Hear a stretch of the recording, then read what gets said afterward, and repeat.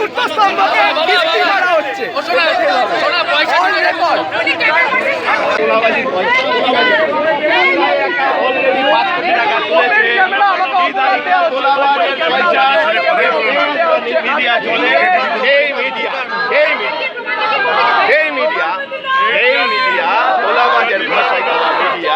তারা এখানে এসে বিভ্রান্তকর অপপ্রচার করে সাধারণ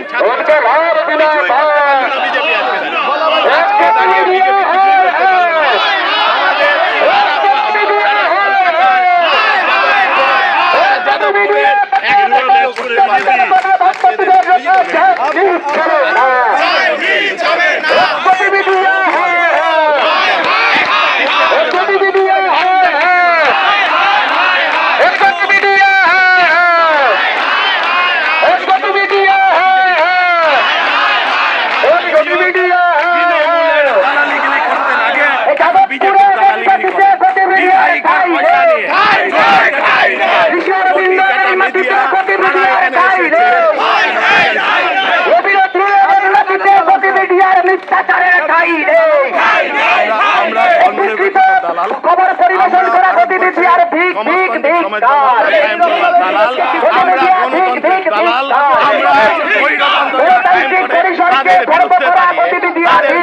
ঠিক গণতান্ত্রিক পরিসরকে আক্রমণ করা গতিবিধি আর ঠিক ঠিক ঠিক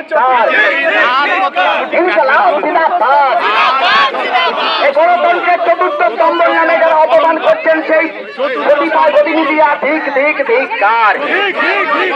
গণতান্ত্রিক পরিবেশকে ধ্বংস করতে চাওয়া গুন্ডা বাহিনীকে যারা মদত দিচ্ছেন সেই গতিবিধি আর ঠিক ঠিক ঠিক কমরেডরা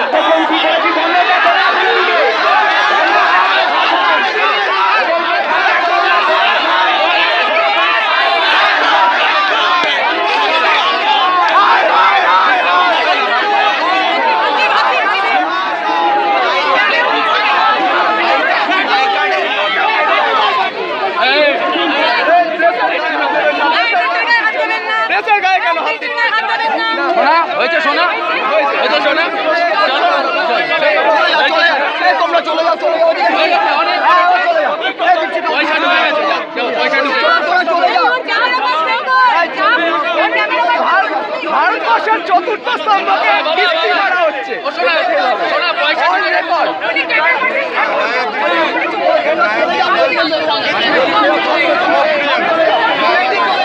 কেউ দেবে না, তোমার গায়ে কেউ হাত দেবে না বাবা।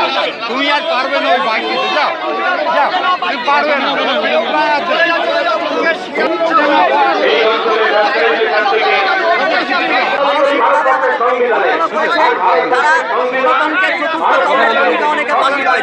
কিন্তু কোনো কোনো মিডিয়া যারা মিথ্যে কথা বলে গণতন্ত্রের চতুর্থ স্তম্ভের যে ভূমিকা হওয়ার কথা তাকে অবমাননা করছে। কতিপয় মিডিয়া তাদের এই কাজ আমরা সমর্থন করি না। উত্তেজনা তৈরির চেষ্টা করেছেন, ব্যর্থ হয়ে এই গুন্ডা বাহিনীকে মদত দিতে ব্যর্থ হয়েছে। তারপরে এই সময়ে দাঁড়িয়ে আবার নতুন করে উত্তেজনা তৈরির চেষ্টা করেছেন। আমরা উত্তেজনাতে তৈরি করতে আলোচনাতে পা দেব না।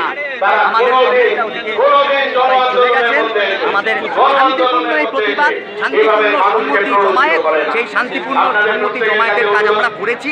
যাদবপুর বাঁচাও, শিক্ষা প্রতিষ্ঠান বাঁচাও, তাতে শান্তিপূর্ণভাবে যাদবপুরের ছাত্র সমাজের পাশে আমরা দাঁড়িয়েছি এবং এই সম্মতি সমাবেশের কাজ আমরা শেষ করব। আজকের মতো শেষ হবে। আজকের মতো লড়াইতে যাদবপুরকে প্রতিরোধকে আমরা জয়ী হয়েছি। যাদবপুর জয়ী হয়েছে, গোটা রাজ্যের গণতন্ত্র জয়ী হয়েছে, কিন্তু আগামী দিনেও এরকম আক্রমণ আসতে পারে। সেই আক্রমণকে সামলানোর জন্য আমরা একই রকমভাবে শান্তিপূর্ণভাবে এই লড়াই, আন্দোলন, সংহতি ঐক্যবদ্ধভাবে গড়ে তুলব।